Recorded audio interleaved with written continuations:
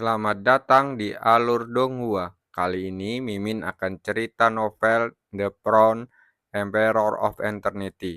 Sebelum mendengarkan jangan lupa subscribe, like, komen, dan share ya biar Mimin tambah semangat.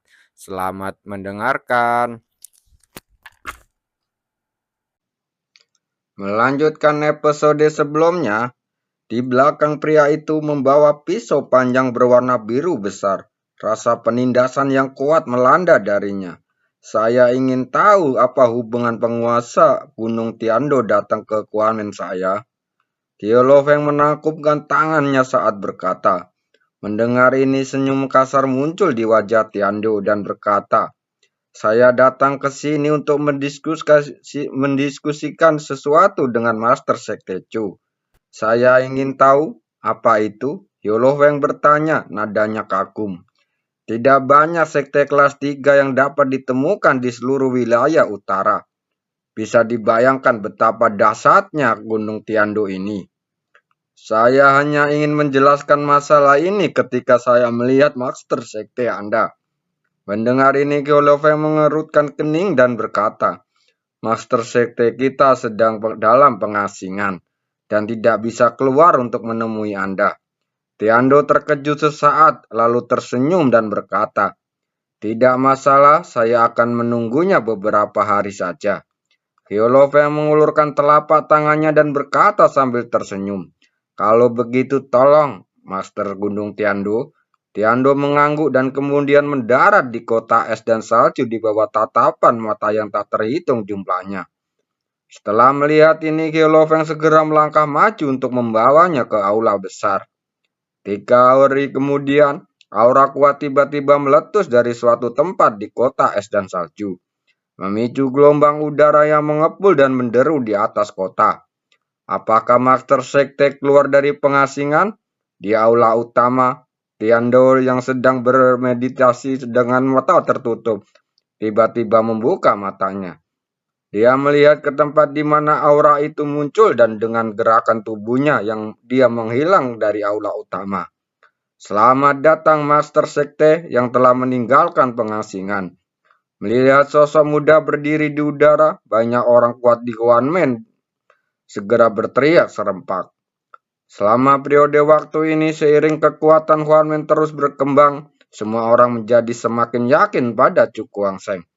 Di antaranya adalah desa Heyun asli dan kekuatan lainnya. Hahaha, kekuatan Tuan Chu benar-benar sesuai dengan reputasinya. Pada saat ini ledakan tawa tiba-tiba terdengar bergema di langit di atas kota es salju. Saat berikutnya telapak tangan pedang surgawi ditampar dan kekuatan yang mengebul melonjak, memberbardi Chu Kuangseng.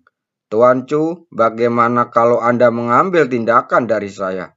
Pada saat yang sama, tawa kasar keluar dari mulut Tiando.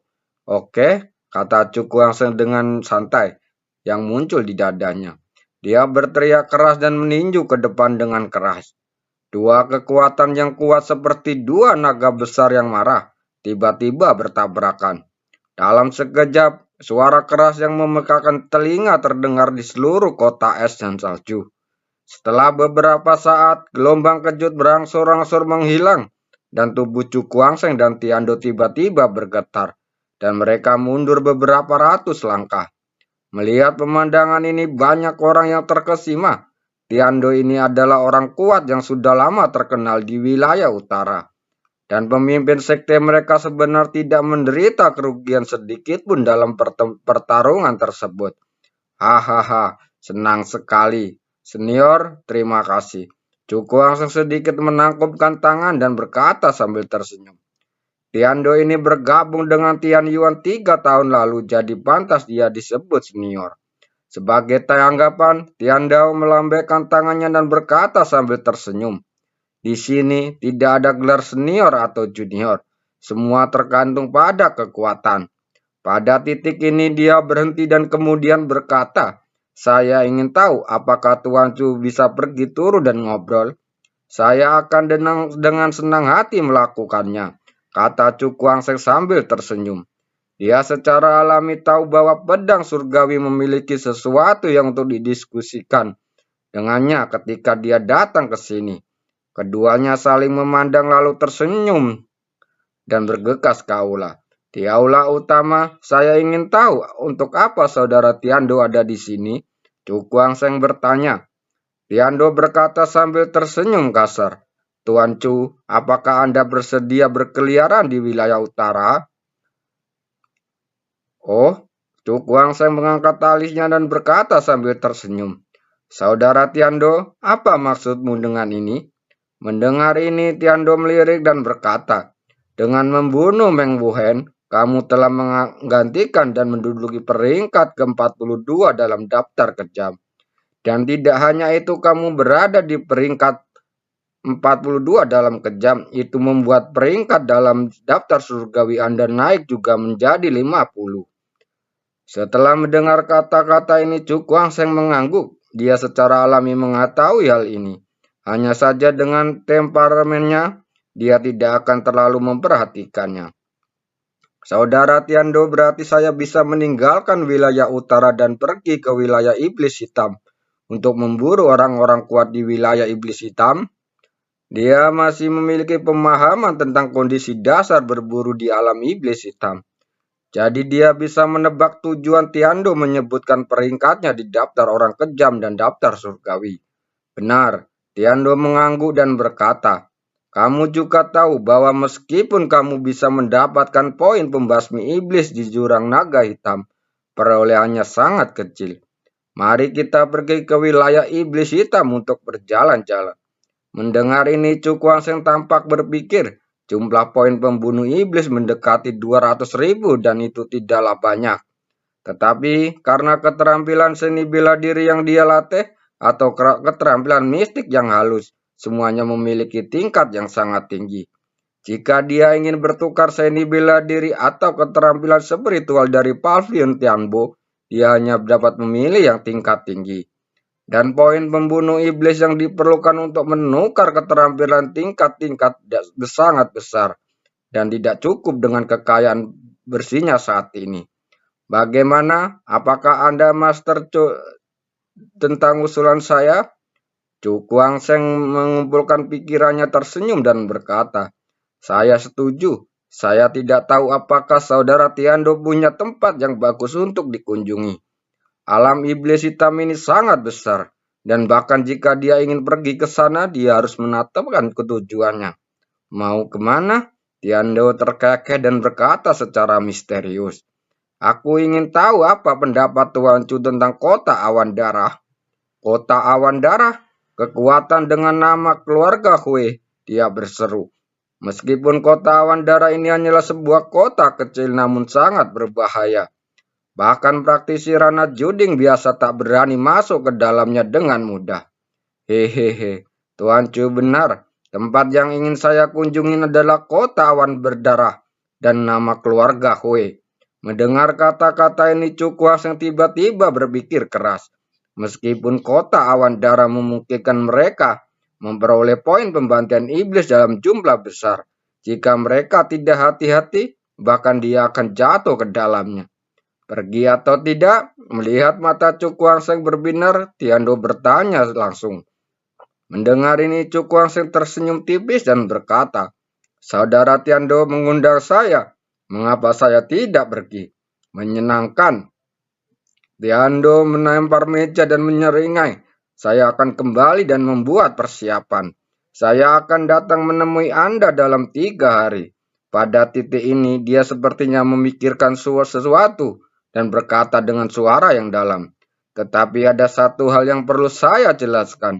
Orang-orang yang mengikuti kita ke kota awan darah bisa hanya mereka yang berada di alam 9 kuali. Saya mengerti. Di tempat berbahaya seperti kota awan darah, bahkan praktisi Rana Judi masih sulit untuk bertahan hidup. Hahaha. Kalau begitu mari kita sepakat, saya akan kembali dan bersiap. Tiando juga orang yang tegas, jadi dia segera menangkupkan tangannya dan meninggalkan aula. Mata Cu Kuangseng berkedip sedikit saat melihat arah perginya dan berkuman. Kota awan darah, keluarga Hui. Untuk beberapa alasan dia tiba-tiba teringat pada Hui Lang, pemimpin kelompok serigala darah. Mungkin sesuatu yang tidak terduga akan terjadi kali ini. Gumamnya lembut perlahan bergema di udara. Selanjutnya, Cukuang Seng menghabiskan seluruh waktunya untuk berlatih.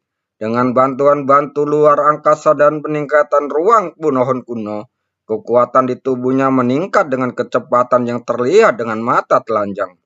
5 hari kemudian, mata tertutup Cukuang Seng bergetar. Lalu tiba-tiba terbuka dan cahaya tajam keluar dari matanya, merobek tanah ungu di depannya. Sangat tidak mudah untuk meningkatkan ke ranah di alam ranah judi. Dia menjabat tangannya dengan ekspresi aneh di wajahnya. Selama periode waktu ini dia telah menghabiskan sebagian besar batu luar angkasanya. Tetapi dia masih belum meningkatkan kultivasinya ke ranah juding tingkat kedua. Jika kamu berlatih secara normal, dibutuhkan setidaknya 3 tahun untuk naik dari level pertama. Memikirkan hal ini dia tidak bisa menahan senyuman. Jika bukan karena peningkatan kecepatan kultivasinya puluhan kali lipat seperti ruang pohon kuno, mustahil baginya untuk mencapai terobosan dalam waktu singkat. Perjalanan ke kota Awandara ini setidaknya akan meningkatkan ke tingkat kultivasiku ke alam 9 kuali tingkat kedua. Cukuang Seng diam-diam mengambil keputusan dan bergumam. Sekarang pertempuran antara 4 kekuatan besar semakin dekat. Jadi dia harus meningkatkan kultivasinya sesegera mungkin. Tiando dan yang lainnya akan segera tiba. Dia mengangkat kepalanya dan melihat ke depan. Lalu berjalan keluar dari ruang pohon kuno. Hahaha, Tuan Chu, Anda telah siap? Begitu Chu Kuang Seng meninggalkan tempat latihan, dia melihat Tiando dan yang lainnya telah menunggu. Mereka melihat ini dia tidak bisa menahan senyum canggung. Tampaknya kecepatan Tiando dan yang lainnya jauh lebih cepat dari yang dia bayangkan. Tingkat 5 alam 9 kuali, Chu Kuang Seng melirik ke belakang Tiando. Wajahnya terkejut dan dia berkata dengan heran. Kekuatan Tiando kali ini begitu kuat. Hahaha. Karena beberapa orang harus tinggal untuk menjaga gerbang gunung. Kali ini tidak banyak orang yang di bawah. Melihat keterkejutan di mata Cukuang Seng, Tiando berkata sambil tersenyum. Setelah mendengar ini, Cukuang Seng semakin terkejut. Setelah sekian lama dia mendecakkan bibirnya dan berseru. Kamu memang sekte kelas 3. Bagaimana denganmu, Tuan Chu? Cukuang Seng tersenyum dan menunjuk ke satu sisi, di mana Tiando melihat 2 orang berjalan ke arahnya.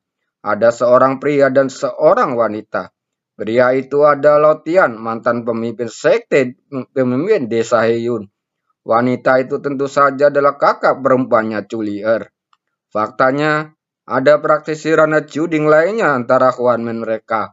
Seperti Lan Wuye, seorang siswa Tian Yuan yang baru saja menerobos ke ranah judi. Tetapi karena sekte tersebut membutuhkan orang untuk menjaga, dia tidak dapat membawanya semuanya. Wanita melihat Culier berjalan pelan, Tiandu mengangkat alisnya dan dia tidak banyak bicara. Hahaha, Tuan Chu, ada sesuatu yang saya tidak tahu, apakah Anda bisa menjelaskan kepada saya? Di belakang Tiando, seorang pria berpakaian ungu berkata sambil tersenyum. Tolong beritahu saya, kata Chu Kuang Seng dengan tenang.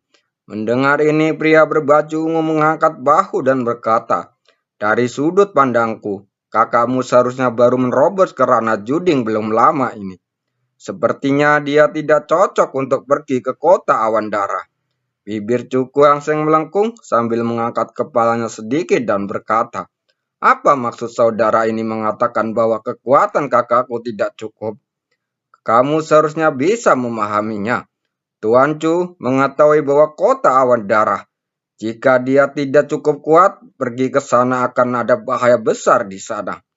Hahaha. Pada titik ini dia berbalik untuk tersenyum dan berkata, Tuan Chu jangan salah paham, saya hanya mengingat untuk menghindari kecelakaan apapun. Chu Kuang Seng tidak menjawab tetapi menoleh untuk melihat kakak perempuannya dan berkata sambil tersenyum, Nona, maukah Anda menunjukkan tangan Anda kepada saudara laki-laki dari Gunung Tiando ini? Setelah mendengar leluconnya, Chu Lier tidak bisa menahan diri untuk tidak melototinya. Namun dia tidak menolak tapi malah berinisiatif untuk datang. Karena dia tahu bahwa perjalanan ini dan jika kedua belah pihak merasa tidak cocok, tidak ada akan kondisi untuk tindakan selanjutnya. Wamen Julier. Julier memandang pria kuat dari Gunung Tiando dan menangkupkan tangannya. Melihat ini, pria berbaju ungu menatap Julier dengan heran. Saya wakil penguasa Gunung Tiando, Master Yun.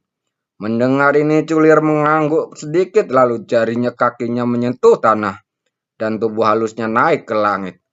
Cahaya biru es keluar dari tubuhnya dan akhirnya berubah menjadi kuali es besar di belakangnya. Nona Chu, mohon jangan tersinggung. Master Yun terbang ke udara memegang tangannya dan pedang panjang berwarna putih muncul dari udara. Kemudian tanpa ragu-ragu dia menebas dengan pedangnya. Kemanapun energi pedang lewat, udara keluar kedua sisi membentuk area vakum. Alam 9 kuali tingkat kedua, mata Cuku Wangseng menyipit dan berkata dengan sedikit terkejut.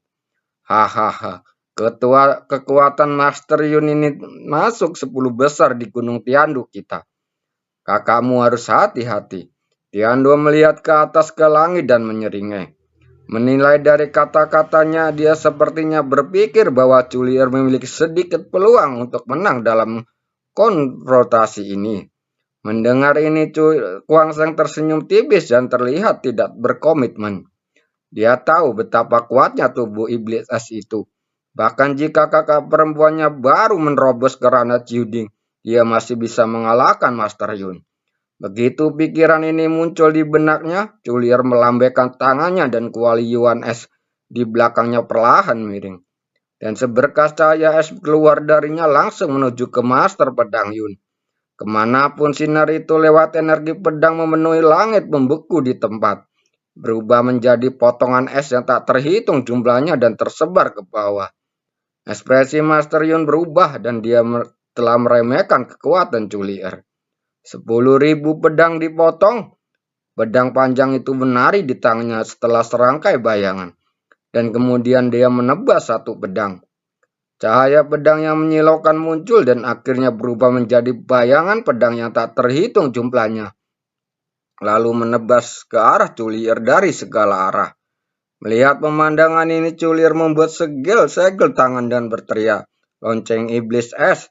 Cahaya biru sedingin es berkumpul dan akhirnya berubah menjadi kutukan seperti kristal es menutupi dirinya.